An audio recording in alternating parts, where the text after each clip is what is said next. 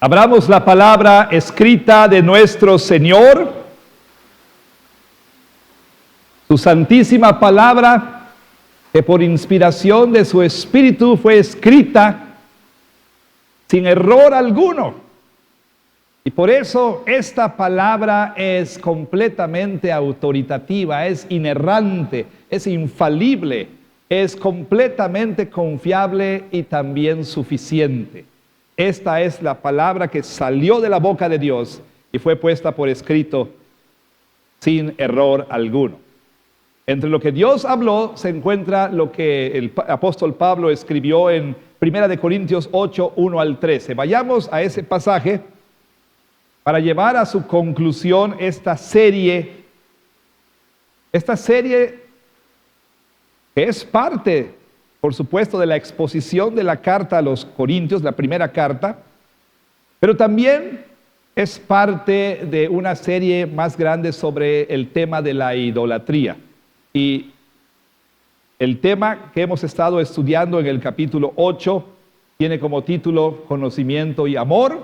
Vamos a llevar a su conclusión el día de hoy, pero no quiero que pierda de vista, por favor, que el capítulo 8, versículos del 1 al 13, es la primera parte de un argumento que el apóstol Pablo está edificando, está elaborando y está comunicando, por supuesto, a estos en la iglesia de Corinto que le escribieron una carta para expresar su opinión, además de hacerle otras preguntas. Vamos a orar y vamos a pedir que el Señor nos hable a todos a través de su Espíritu Santo.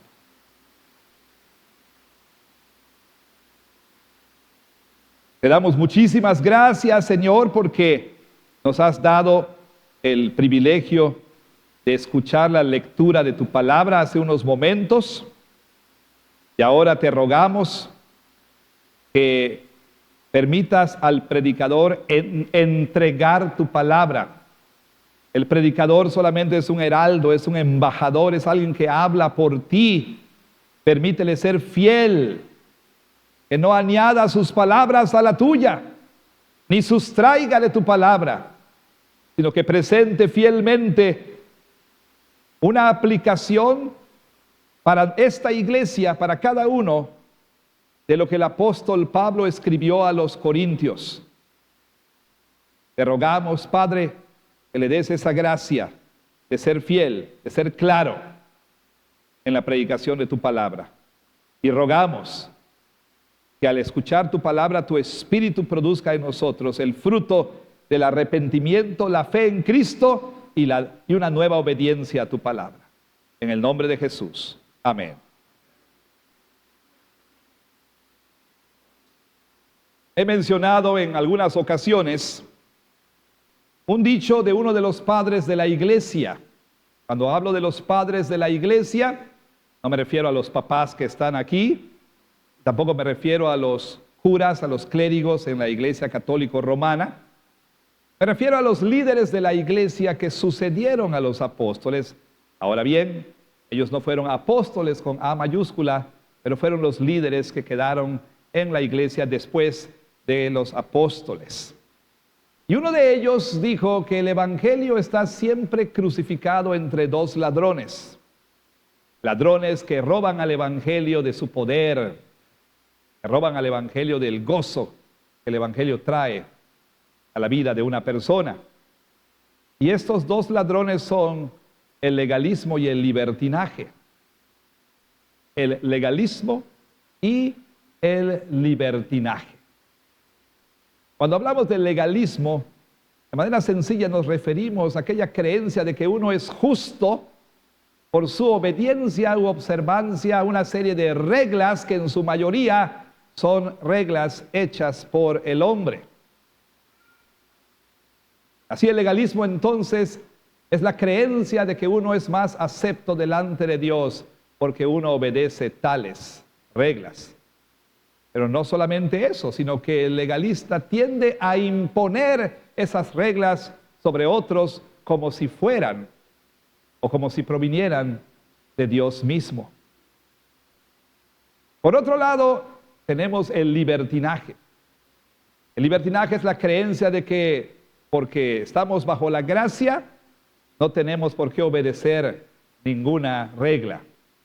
Porque estamos bajo la gracia y ya no estamos bajo la ley, podemos hacer lo que nosotros deseemos.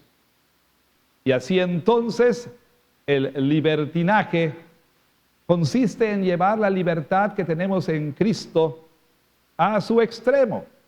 Es decir, se usa la libertad como ocasión para la carne, como dando derecho a la persona de dar rienda suelta a sus deseos pecaminosos. Ahora, la iglesia a lo largo de su historia ha batallado desde el tiempo de los apóstoles con esas dos tendencias, legalismo y libertinaje. Por ejemplo, el apóstol Pablo lidia al principio de su carta a los Gálatas con el legalismo de los Gálatas, pero al final él lidia con el libertinaje de los Gálatas. Y así a lo largo de la historia, la iglesia pues ha tenido que lidiar con estos asuntos.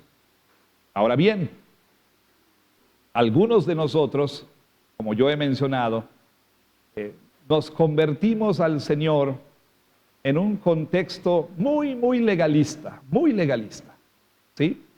En el que se nos enseñó que la vida cristiana se resumía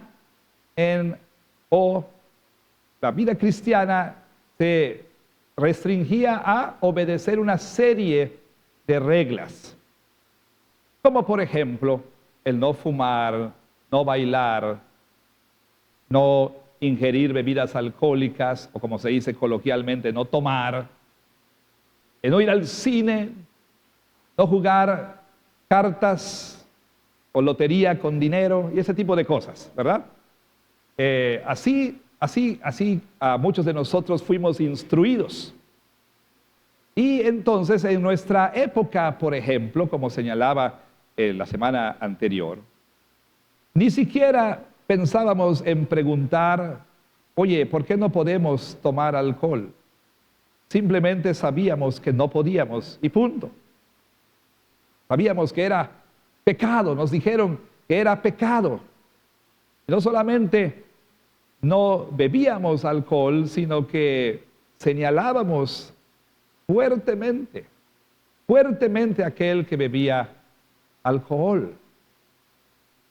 Bueno, ese era el contexto en el que algunos de nosotros conocimos al Señor y es, digamos, la perspectiva, por llamarle de manera generosa, de la vida cristiana que ha imperado por mucho tiempo en las iglesias, en nuestras iglesias. Sin embargo, después de nosotros se han levantado otras generaciones. Quizá una o dos generaciones después de nosotros, los jóvenes empezaron a hacer la pregunta, bueno, ¿por qué no podemos beber? ¿Por qué no podemos bailar? ¿Por qué no puedo hacer esto? ¿Por qué no puedo hacer lo otro? Empezaron a cuestionar pues el legalismo de sus padres. Ahora, una o dos generaciones después, las generaciones actuales ya ni siquiera preguntan. O sea, ese asunto ya no es pregunta. Bueno, el apóstol Pablo, como dije anteriormente en otro sermón, estaba lidiando con algunas personas en la iglesia de Corinto que estaban preguntando, Pablo, ¿por qué no podemos comer comida sacrificada a los ídolos? Escribieron una carta que fue enviada al apóstol Pablo, no tanto para honestamente decirle, oye Pablo, explícanos, queremos saber, ¿sí? Por favor, estamos confundidos, ¿qué es lo que debemos hacer? No.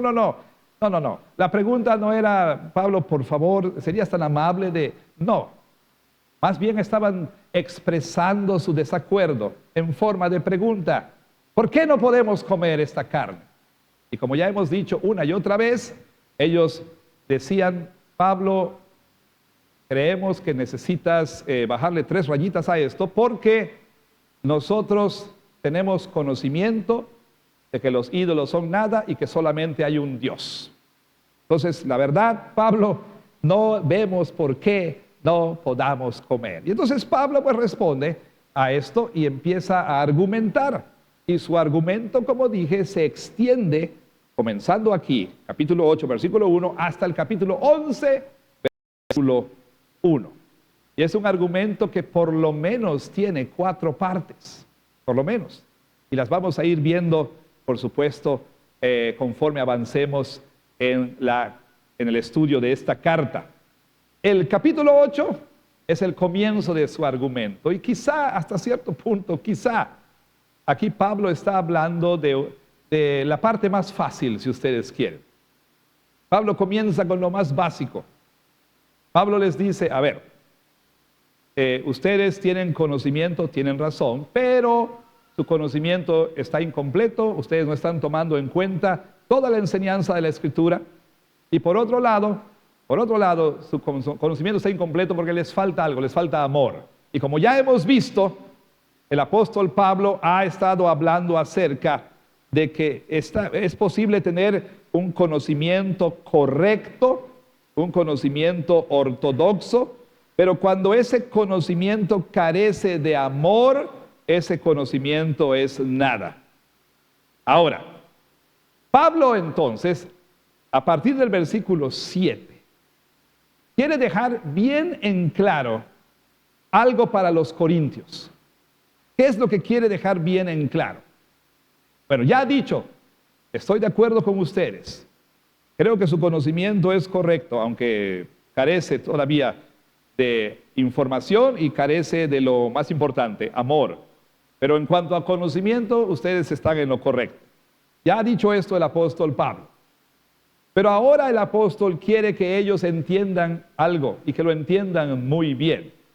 Estos corintios, ya de por sí, no todos quizá, un grupo, ya de por sí, ellos creían tener un conocimiento superior.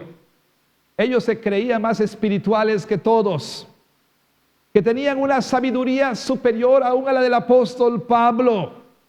O sea, en cuanto a que ellos estaban pidiendo alguna corrección o estaban pidiendo educación, información, no.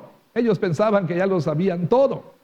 Y lo que es más, ellos estaban muy, pero muy comprometidos y muy aferrados con el hecho de que eran libres en Cristo y que tenían derecho a vivir su libertad en Cristo. De hecho, es el lenguaje que usa el apóstol Pablo aquí cuando se refiere a la libertad de que estos corintios decían tener. Usa el lenguaje de derecho. Ellos decían, es nuestro derecho. Es nuestro derecho comer carne.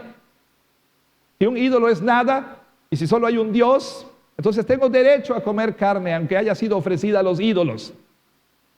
Para mí, esta comida no tiene asociación alguna con los ídolos. Para mí, esta comida no daña en lo absoluto mi conciencia. Por eso Pablo les dice, de acuerdo, ustedes son libres. Pero he aquí lo que el apóstol Pablo quería enseñarles y también quiere enseñarnos a nosotros el día de hoy. Tu libertad en Cristo tiene límites por causa de otros, por amor a otros. Tu libertad en Cristo tiene límites o debe limitarse por amor a otros, por causa de otros. Esto es lo que el apóstol Pablo quiere que ellos entiendan. Y para ello entonces, a partir del versículo 7, el apóstol Pablo va a dar sus razones, varias razones. Así que nosotros debemos prestar atención y escuchar lo que el apóstol Pablo está diciendo. Y usted dirá, pero ¿por qué debo prestar atención a lo que el apóstol Pablo dice? Yo no como comida sacrificada a los ídolos. Bueno, claro, es cierto. Muy probablemente Quizá lo más cercano, como hemos dicho, a lo que el apóstol Pablo dice es si debo o no debo comer mi buen y rico, de acuerdo a Dina, crujipollo, pollo, el Día de Muertos, el Día de Muertos. Si no han oído la sobremesa, no sabe de qué estoy hablando, pero bueno. Lo más cercano es, bueno, ¿por qué no puedo saborear mi rico y sabroso pollo el primero de noviembre? Quizás sea lo más cercano. Pero por supuesto, hermanos, todos nosotros aquí tenemos gustos, hay cosas que nos encantan, que disfrutamos, ¿sí? Y que debido a que somos creyentes en Cristo y porque tenemos una conciencia bien informada por la palabra de Dios, el disfrutar de esas cosas realmente no produce en nosotros ningún daño a la conciencia, no nos atribula. En otras palabras, pensamos que esos son asuntos que la Biblia no prohíbe y en los que da libertad. Y disfrutamos. A algunos de ustedes aquí les encanta disfrutar un buen vino con su comida, o algunos aquí les encanta disfrutar su refrescante ceviche mixto con su cerveza de su preferencia, ¿no? Son cosas que algunos hacen, ¿no? Y no tienen problema con esto, en lo absoluto. Saben que la Biblia no prohíbe el uso del alcohol, ¿sí? Saben que la Biblia enseña moderación, saben que la Biblia enseña claramente que debemos nosotros disfrutar los buenos dones de Dios con moderación, que la Biblia condena el pecado de la borrachera y dicen, no tengo ningún problema con esto, no lo tengo, lo disfruto y no me causa ningún daño, no bebo en exceso, solamente acompaño mi comida y disfruto mi comida con un buen maridaje ahí. Maridaje es, que dicen los chefs, ¿verdad? Como, ¿qué bebida debe acompañar a tal platillo? Pues, no tengo problema con esto. Y de acuerdo, ustedes disfrutan con toda libertad. Quizá hay otros que, bueno, ven ciertos programas de televisión que no les afecta en lo más mínimo, ¿sí? Con una buena conciencia, pueden verlos y sin problema. Bueno, es cierto. Pero el apóstol Pablo nos está diciendo a todos aquí, a mí y a usted, si bien eres libre en Cristo para hacer y disfrutar las cosas que la Biblia no prohíbe, tu libertad debe tener límites. Tu libertad debe estar al servicio y no debe servir como un obstáculo, sino debe estar al servicio de tus hermanos en Cristo Jesús. ¿Y cuál es la argumentación del apóstol Pablo? ¿Qué es lo que dice? ¿Cuáles son las razones a partir del versículo 7? Bueno, primero que nada, el apóstol Pablo quiere que ellos entiendan lo siguiente. Vea el versículo 7, así dice el apóstol Pablo. Pero no en todos hay este conocimiento. ¿Qué conocimiento? ¿De qué está hablando el apóstol Pablo? Bueno, el conocimiento que estos corintios presumían tener, se preciaban de tener. El conocimiento que los ídolos son nada y que solamente hay un Dios vivo y verdadero. Y que comer comida sacrificada a un ídolo, dice, pues bueno, decían ellos, los ídolos siendo nada, esto no representa ningún problema. Ese era el conocimiento que ellos tenían. Y Pablo, como he dicho una y otra vez, ha concordado y ha dicho correcto. Pero tomen en cuenta una cosa, dice el apóstol Pablo. No todos en la iglesia tienen ese conocimiento. No todos en la iglesia están tan bien informados como ustedes. No todos en la iglesia tienen el mismo nivel de madurez que ustedes presumen tener. Dice, porque algunos, está hablando aquí de la iglesia corintia, habituados hasta aquí a los ídolos, comen como sacrificado a ídolos. En otras palabras, en la iglesia había personas que pues muy probablemente recientemente se habían convertido al Evangelio, de una vida, de toda una vida de prácticas idólatras. Ellos estaban habituados a pensar y creer que el comer comida que fue ofrecida a un ídolo realmente era un acto de adoración a ese ídolo.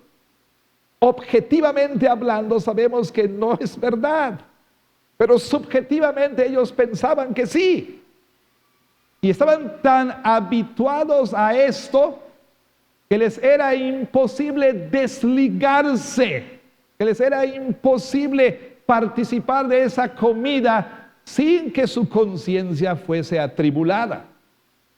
Pensemos en esto en términos de, pues, un ejemplo más, digámoslo así, contextual, más contemporáneo.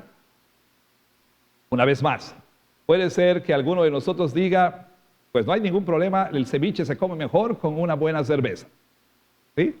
O la cerveza quita la sed, o tengo ganas de una michelada o algo así, ¿no? Bueno, entonces la persona dice, no hay problema.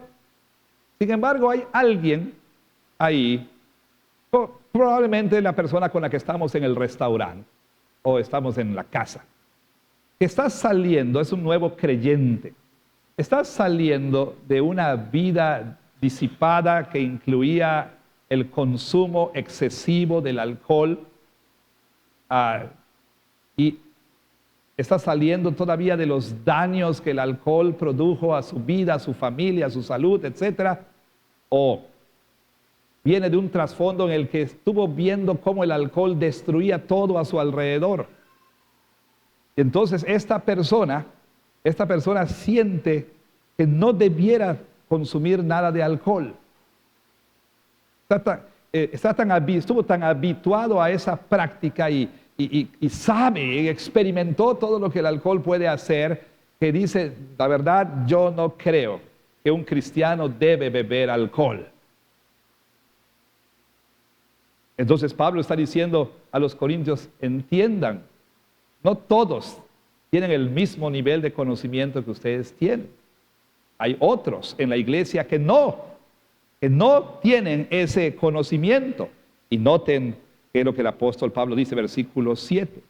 Y al comer entonces, hablando de la situación ahí, comida sacrificada a los ídolos, su conciencia siendo débil se contamina.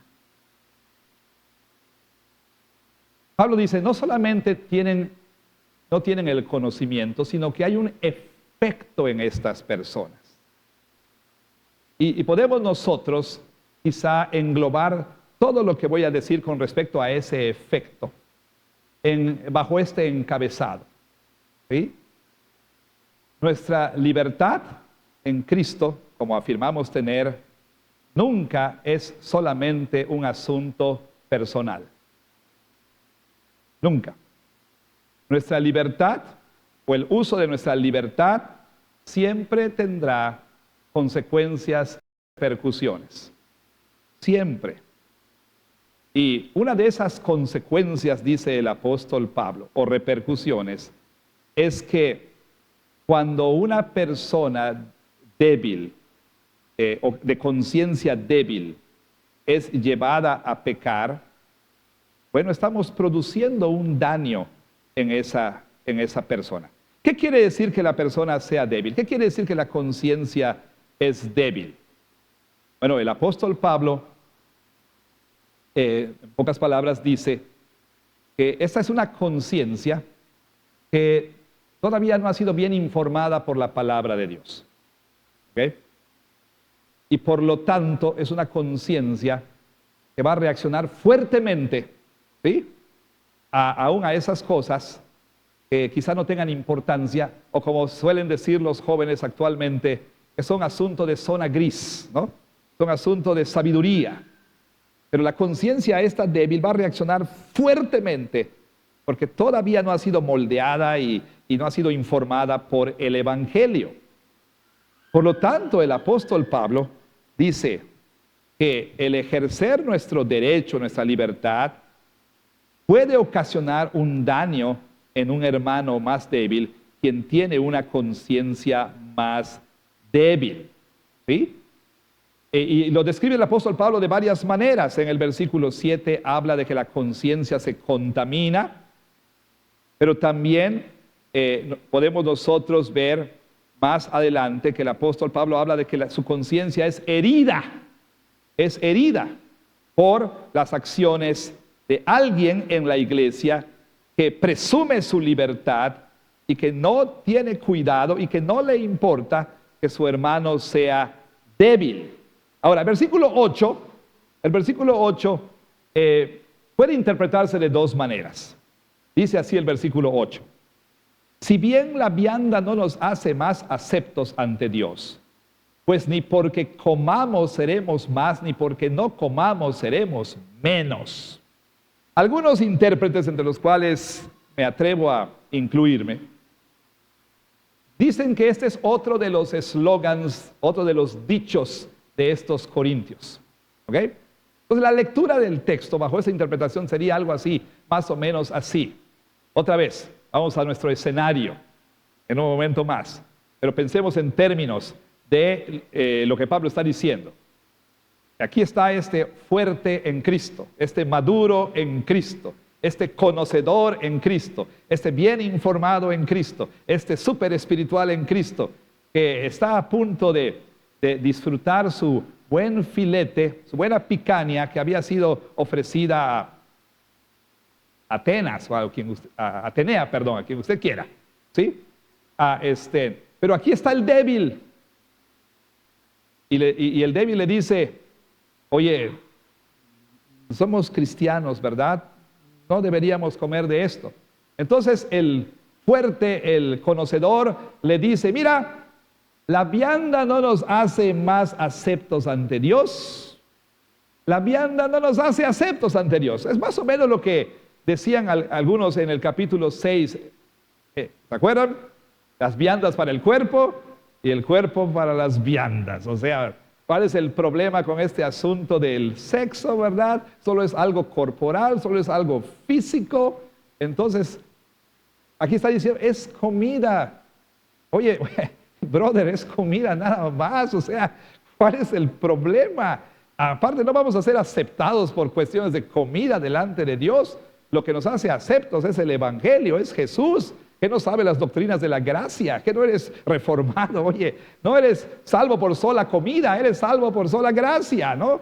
Entonces, ¿cuál es el problema? No hay ningún problema aquí, come. Y luego añadiría, pues no porque comamos vamos a ser más, ni porque no comamos seremos menos. Así que mira, métele, ¿no? Dale gracias a Dios y disfruta. Es como en nuestro ejemplo contemporáneo, estamos allá en el restaurante de su preferencia y ya trajeron el ceviche y usted pide su cerveza de su preferencia y el otro, el débil, le dice, ¿sabes qué? Yo creo que no debemos. Y usted, siendo fuerte, le dice, brother, solo es una cerveza. O sea, no porque bebas una cerveza o no bebas una cerveza vas a hacer más o vas a hacer menos. No hay problema, hombre. De verdad. O sea, Dios te acepta no porque dejes de tomar cerveza, sino porque crees en Cristo. Eres libre, hombre. ¿Cuál te pido?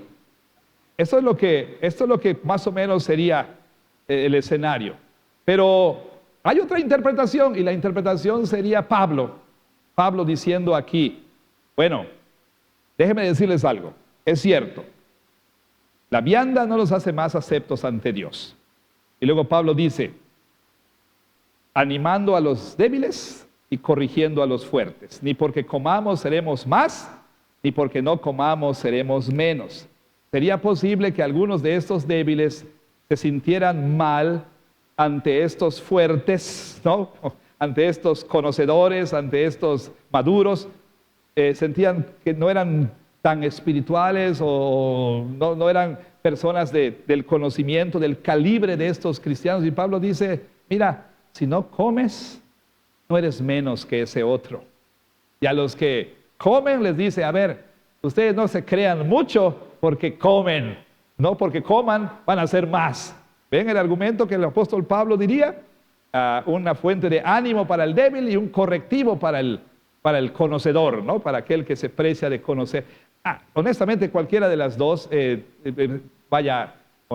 comunican el punto que el apóstol Pablo quiere comunicar. Yo pienso que eran estos corintios una vez más diciendo a las personas, y Pablo probablemente está repitiendo lo que ellos decían. El hermano que se sienta y dice, hombre, es solo una película. Además, ¿qué vamos a ver si todas traen escenas? Pues no pasa nada, tranquilo, hombre, somos maduros en Cristo. Solo es una película de posesiones demoníacas, pero es película nada más. Oye, pero la verdad no deberíamos ver esto porque no pasa nada. ¿Cómo quieres sus palomitas? La verdad, esto yo creo que sería la actitud de estos corintios. Entonces, Pablo dice, versículo 9, tengan cuidado que su libertad, literalmente, que su derecho no sea piedra de tropiezo para los débiles. Ahí está, otra consecuencia, otra repercusión. ¿Qué repercusión? Ser una piedra de tropiezo, causar que el hermano tropiece, que el hermano caiga. ¿Cómo entendemos qué es ser piedra de tropiezo? Bueno, entendamos qué significa ser tropezadero en el contexto o de acuerdo al contexto. Versículo 10, porque si alguno te ve a ti que tienes conocimiento, sentado a la mesa en un lugar de ídolos, la conciencia de aquel que es débil no será estimulada a comer de lo sacrificado a los ídolos.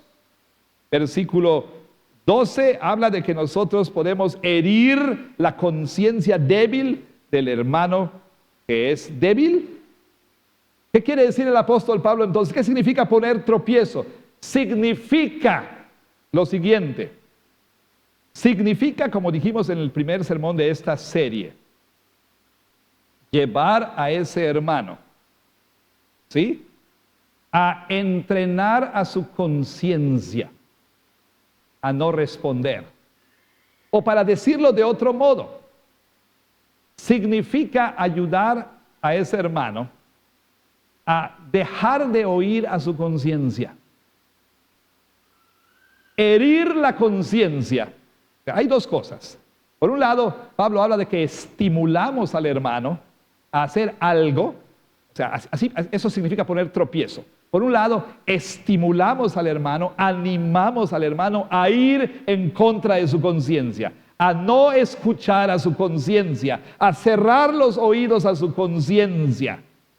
Y por otro lado, herimos la conciencia en el sentido de que la conciencia deja de funcionar. Y poco a poco la conciencia deja de decir, no lo hagas. No solamente en un asunto de estos llamados asuntos de zona gris, pero en cualquier otro asunto. Entrenamos a la conciencia para que ésta se vuelva insensible y ya no responda. Es decir, estimulamos a ese hermano a ir en contra de su conciencia y entonces poco a poco ese hermano aprende a vivir con culpa. Aprende a vivir de esa manera. Aprende a desoír su conciencia. Eso significa poner tropiezo al hermano. Así lo hacemos tropezar. Cuando nuestra conducta, cuando el ejercicio de nuestra libertad cristiana no toma en cuenta la debilidad de la conciencia de alguien, lo que estamos haciendo entonces es estimularlo a ir en contra de su conciencia. Y nunca está bien ir en contra de la conciencia. No pregúntele a Pinocho qué pasó por no oír a Pepe Grillo. Nunca está bien ir en contra de la conciencia. Y por otro lado, cuando voy en contra de mi conciencia una y otra y otra y otra vez, lo que estoy haciendo es sencillamente, por un lado, entrenarme a mí mismo a no oír a mi conciencia. Y dos, entrenar a mi conciencia para no responder. Para ya no responder. Así herimos la conciencia de una persona. Aquí este hermano, digámoslo así, tiene una conciencia muy escrupulosa, mal informada, débil, lo que usted quiera, le llama pecado a lo que no es pecado, pero su conciencia está respondiendo. Y entonces, cuando este hermano me ve a mí mismo, y entonces dice, bueno, si el pastor lo hace, pues no debe estar mal, aunque él sienta y crea que está mal, pues poco a poco su conciencia se va a habituar a ir en contra, pues, de aquello que uno piensa es pecado. La persona se va a habituar a esto. Nos vamos a entrenar para vivir sin culpa, para no hacer caso a lo que la conciencia dice. Pero por si fuera poco, esta no es la única de las consecuencias. Pablo les ha dicho, miren, no todos tienen el conocimiento, entiendan, hay personas que son débiles. Y entonces puede haber consecuencias. El ejercicio de su libertad, versículo 9, puede tener consecuencias. Una de estas es que vas a hacerle caer, vas a hacerle tropezar, pero número dos, por el conocimiento tuyo, se perderá el hermano débil por quien Cristo murió. Algunos dirán, bueno, ¿está diciendo el apóstol Pablo que ese cristiano perderá su salvación por comer un pip, yendo en contra de su conciencia? ¿Está hablando de la pérdida de la salvación? No, no está hablando de eso. Realmente tenemos que entender algo aquí gramatical que creo que es importante. Versículo 11 y versículo 12. ¿Sí? Ambos verbos, el perderse y el pecar contra los hermanos, están en tiempo presente realmente. ¿Sí? Entonces lo que el apóstol Pablo dice literalmente es que cuando insistimos en que por nuestro conocimiento tenemos libertad, sin que me importe la conciencia de otro, por ese conocimiento, dice el versículo 11, mi hermano se está perdiendo. ¿Y cómo entendemos perdiendo? Ahí, pues al estar pecando contra los hermanos, su conciencia se está hiriendo, está siendo herida. ¿Sí? Hay un daño, es lo que estábamos diciendo. Hay un daño al hermano, hay un daño a su conciencia. ¿Sí? Pero algo más aquí que es importantísimo. Vuelvo a recalcar. Este no es un asunto únicamente personal y privado. No, hay repercusiones. Estamos hiriendo a alguien, versículo 11, por quien Cristo murió. Por quien Cristo derramó su sangre. Por quien Cristo sufrió la cruz. Estamos lastimando a alguien que es valioso para Cristo. Tal vez no sea valioso para ti. Tal vez lo veas como, pues este pobrecito inmaduro, ¿sí? Tal vez lo veas como una persona legalista. Tal vez lo veas como una persona que es un obstáculo nada más para tu libertad y que solamente es un obstáculo para la iglesia. Tal vez tú no le des importancia a esa persona, tal vez no valga mucho para ti, o tal vez valga nada para ti, pero recuerda, este es un hermano por quien Cristo dio su vida. Es débil en conciencia, pero es precioso para Jesús. Y recuerden la advertencia de Jesús, la cual dijimos el primer domingo de esta serie. Si alguno hiciere caer a uno de estos pequeñitos, más le vale amarrarse una piedra de molino en el cuello y lanzarse al mar.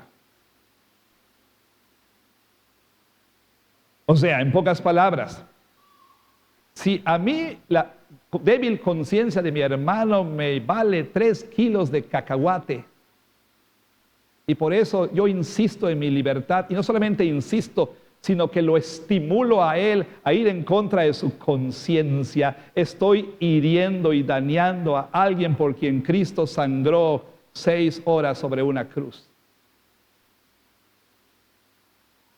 Y que es precioso para él. Sí, entiendo, hay que hacer una distinción entre el genuinamente débil y el legalista tirano. Lo entiendo. Pero a veces los cristianos, en estas épocas de reacción extrema al legalismo de otras generaciones, decimos, ¿qué importa? Solo es un baile. No, no es solo es un baile. No, solo es una copa. No, nunca solamente es una copa. Recuerden que el Evangelio trae una reorientación total a la vida, y entre estas cosas, como dice Kevin DeYoung, lo que hace el Evangelio es resocializarnos, ¿ok? Nosotros vivimos en comunidad y somos un cuerpo, y lo que hagamos o no hagamos va a tener repercusiones en los demás. El escritor de Hebreos nos llama a estimularnos al amor y a las buenas obras.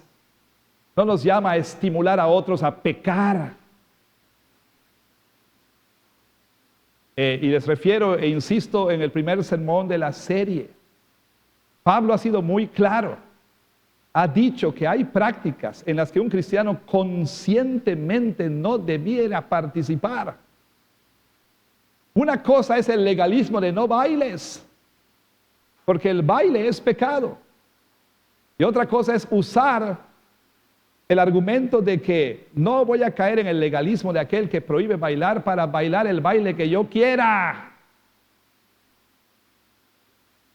Porque honestamente, sin importar qué es lo que puedan argumentar, y lo vuelvo a repetir y lo vuelvo a decir,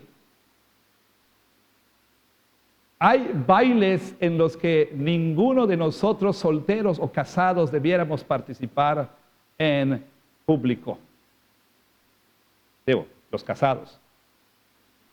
Hay bailes que tienen connotaciones y una carga sensual y erótica que no debieran ser bailados por nadie, realmente, por nadie. Tal vez parejas casadas en secreto, en privado, en la intimidad de su alcoba, pero no en público. Hay prácticas también, que a lo mejor uno dice, no pasa nada. ¿No será que nos hemos acostumbrado tanto a la mundanalidad y profanidad de la era que ya nuestra conciencia ya no responde a esas cosas? ¿No será que algunos que presumen de libertad en realidad tienen una conciencia cauterizada y que ya no le llaman pecado a lo que es pecado? Así como hay conciencias débiles que le llaman pecado a lo que no es, hay conciencias cauterizadas que dicen que no es pecado aquello que sí es pecado. Entonces habrá que tener mucho cuidado, porque quizá alguien presume de ser muy conocedor, pero lo que en realidad sucede es que tiene una conciencia que ya ha sido cauterizada.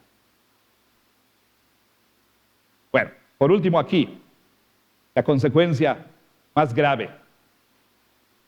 Vean ustedes, versículo 12. De esta manera, pues, pecando contra los hermanos e hiriendo su débil conciencia, contra Cristo pecan. ¿Ve usted? No es un asunto personal. El uso de mi libertad no es un asunto personal mío y de nadie más. ¿O no? Tiene consecuencias, tiene repercusiones. Quizá la más seria es esta. Cuando peco contra un hermano, sea débil o no. ¿Qué dice el apóstol Pablo? ¿Contra quién peco? Contra Cristo. Y usted dirá, ¿por qué? Porque ese hermano está en Cristo. Y usted quizá recordará lo que el apóstol Pablo escuchó a Jesús decir cuando Pablo iba a todo galope hacia Damasco para asesinar cristianos, para por lo menos meterlos a la mazmorra, al calabozo. ¿Se acuerda que el Señor le apareció en el camino a Damasco y Jesús le dijo algo al apóstol Pablo? ¿Qué fue lo que Jesús le dijo? Le dijo, Saulo, Saulo, ¿por qué me persigues? Bueno, estaba persiguiendo Saulo a Jesús. Estaba persiguiendo cristianos, hombres, mujeres y niños. No a Jesús, diría.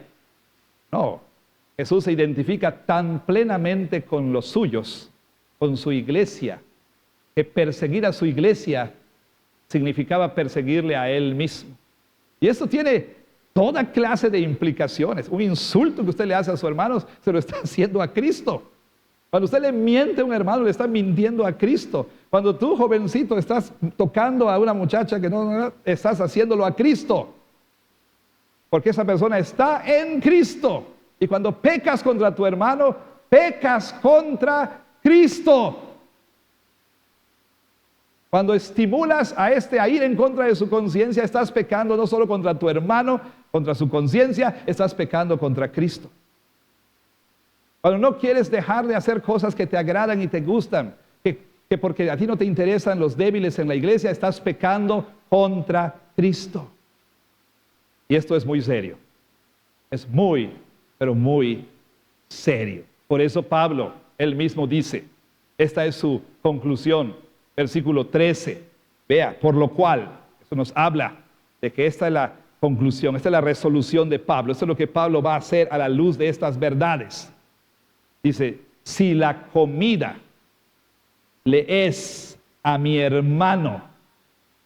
Noten que Pablo no dice hermano débil, dice a mi hermano, a cualquier hermano, ocasión de caer, no voy a comer carne jamás para no poner tropiezo a mi hermano. Eso es Pablo. Luego en el capítulo 9, él va a decir, no tengo derecho a esto, no tengo derecho a lo otro, no tengo derecho. Y el apóstol Pablo dice, por causa del evangelio, estoy dispuesto a dejarlo todo esto a un lado. Aquí dice el apóstol Pablo, si la comida, y noten que algo interesante aquí, algo que podemos nosotros captar sin necesidad de conocer idiomas originales, etc. No dice la comida sacrificada a los ídolos, ¿o sí? Dice cualquier tipo de comida. Si el comer cochinita hace caer a mi hermano, pues no voy a comer cochinita. Si el comer ceviche, pues no voy a comer ceviche. Digo, ya es que usted piense, ya es que usted concluya que Pablo está llamándonos a ser veganos o vegetarianos o algo así. Ese no es el caso. Pablo está diciendo que él está dispuesto a renunciar a las cosas que más le agradan por amor a sus hermanos. ¿Y sabe qué? Aquí usa una exageración porque el original dice, si esto es ocasión de caer, no comeré por la eternidad. Es la palabra que usa. Por toda la eternidad. No 2 días, no 3 días. No estoy dispuesto a hacer un ayuno de Cuaresma. No.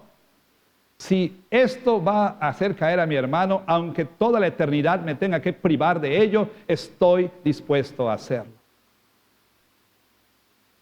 ¿Por qué? Porque por encima de su libertad y sus derechos está el amor. Está el amor. Ahora, ¿qué de usted y de mí? Aquí hay pues dos grupos de personas. Por un lado están los que pues son fuertes o conocedores o espirituales o maduros, y por otro lado están los débiles. En la iglesia es posible que tengamos esos grupos, ¿verdad? Hermanos en la fe que todavía se sienten mal cuando oyen que algunos hermanos comen mukbang pollo el 1 de noviembre. O comen mukbang pollo en cualquier época. Truji o no. Hay hermanos cuya conciencia es herida cuando ven que pidieron o repartieron sus micheladas ahí en la reunión de los cristianos. Se sienten mal. No lo dicen tal vez. Hay jóvenes que a lo mejor han sido llevados a pecar contra su conciencia porque en el grupo todos pidieron sus micheladas así con todo y su tamarindo ese que le ponen ahí con su dulce de tamarindo y demás. O sea, no, por no quedar fuera, por no sentirse mal, por no lo que sea, por ser cool, por ser chidos, pues también, pues está bien, ¿no? Pídeme una a mí también. Pero estoy seguro que ese es el caso. Te voy a decir una cosa. Estoy libre en gran medida de mi legalismo, pero todavía oigo las cadenas así arrastrándose de pronto. Hasta el día de hoy yo no tengo problema. No tengo problema. Sé lo que la palabra de Dios dice. Pero puedo decir honestamente que me incomoda ver a mi iglesia bebiendo. Soy yo. Sé lo que la Biblia dice, tengo una conciencia informada por la palabra y no estoy pensando que están pecando, pero me incomoda. Me incomoda. No le voy a fustigar ni a condenar, es decir, el martes en el consistorio 5 de la tarde. No, pero me incomoda, todavía me incomoda. Soy libre, pero no del todo quizá, de esa idea con la que crecí, de ese legalista dentro de mí que no muere del todo. ¿Sí? Pero ese soy yo. Y estoy seguro que hay otras personas que se sienten incómodas, ¿sí?, con algunas prácticas de otros que dicen, esto no es problema para mí. Así que entonces vamos a concluir esto hablando a estos dos grupos. Primero que nada, al grupo de aquellos de ustedes que se precian de maduros, ¿sí?, que son conocedores, que son libres en Cristo. Han oído al apóstol Pablo decir con claridad, bueno, han oído al Señor decir a través del apóstol Pablo con claridad, decir que tu libertad debe tener límites por causa de otros. Si no estás dispuesto a renunciar a esto, no tienes cabida en la vida cristiana. En estos días he estado aconsejando a parejas que se van a casar. Hemos estado hablando acerca de, pues, que casarse implica renunciar a la vida de soltero. Y algo que les he dicho así clara y simple y llanamente y tajantemente y contundentemente es esto. Si no estás dispuesto a dejar esto que te gusta, cuando sabes que a tu esposo o esposa le causa problema o no le gusta, cosas tan sencillas como lo que tú quieras. Si no estás dispuesto a renunciar a esto, déjame decírtelo de una vez, no te cases. Si no estás dispuesto a renunciar a algo que es un gusto, que disfrutas, pero que a tu cónyuge no le gusta, no te cases. Si usted no está dispuesto a renunciar a gustos, deleites, disfrutes, que tal vez no sean pecado, ¿ok?, o que no son pecado, pero que sabe que puede llevar a otros a estimular su conciencia en el sentido de, como ya hemos dicho, puede llevar a unos a ser estimulados a no oír a su conciencia. Y si usted no está dispuesto a renunciar a esto, por lo menos por un tiempo, no tiene lugar en la vida cristiana. La vida cristiana no es una vida individual, es un proyecto comunitario en el que Dios nos llama a estimularnos el uno al otro, al amor y a las buenas obras. Y si usted cree que la membresía en la iglesia es un asunto de usted y Dios, no tiene cabida en esta o en ninguna iglesia. Porque si usted dice, yo voy a la iglesia, a mí no me importa quién vaya, quédese en su casa. Porque la iglesia es un proyecto comunitario en el que debemos amarnos el uno al otro y servirnos el uno al otro y estar dispuestos a dejar lo que más me gusta por el bien de mi hermano en Cristo.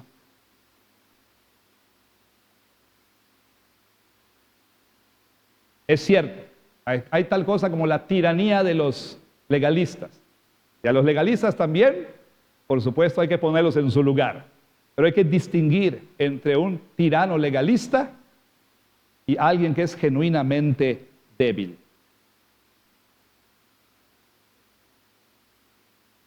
Yo creo que los hermanos aquí que han dicho, no, pues mejor que yo enseñe a los jóvenes a tomar, que lo aprendan en otro lado.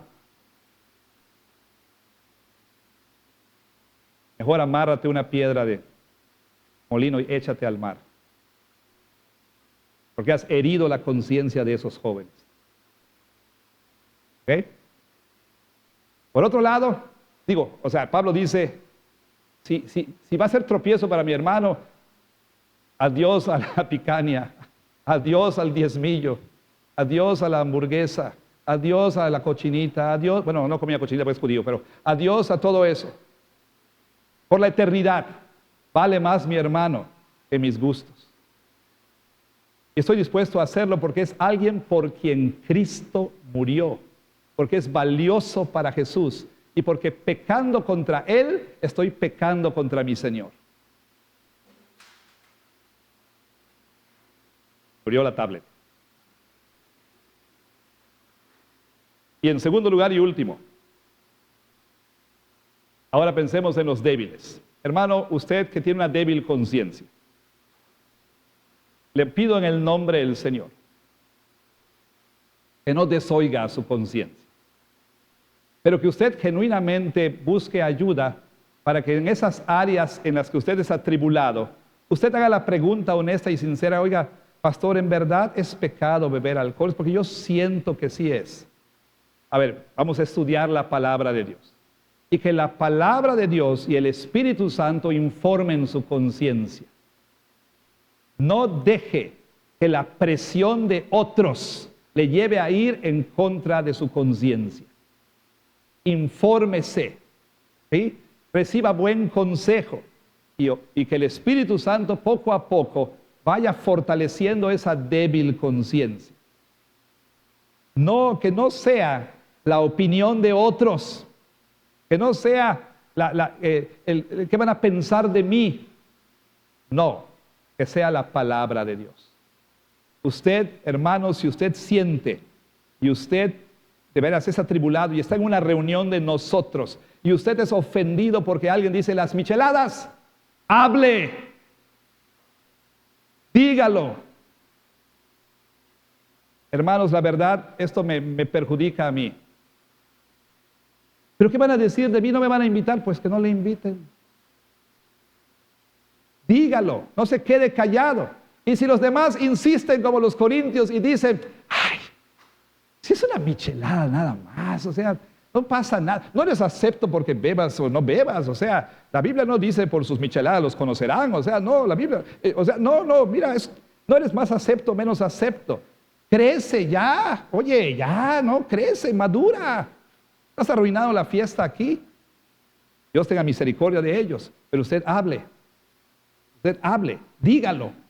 Esto me atribula, esto me causa daño, esto me hace tropezar. Todavía creo que es pecado y esto no me está ayudando. ¿Cuál debiera ser la respuesta de los hermanos maduros? No micheladas, sirvan el Kool-Aid. ¿Amén? Dos o tres de ustedes. Pero ese es el llamado. Ese es el llamado. Y para el no creyente que no entiende qué está pasando aquí, para el no creyente que está perdido en todo lo que hemos dicho, para el no creyente que está tratando de darle sentido a esto, pues déjeme decirle en el amor de Cristo, que quizá no tenga sentido para usted, porque las cosas espirituales han de ser discernidas espiritualmente. Y la única manera en que usted puede darle sentido a lo que estamos diciendo aquí es que usted pueda creer en el Señor Jesús, para que entonces usted pueda entender por qué nos importa tanto nuestro hermano y por qué nos importa más Jesucristo. Y si usted quiere, podemos platicar después del culto. Dios bendiga su palabra. Amén.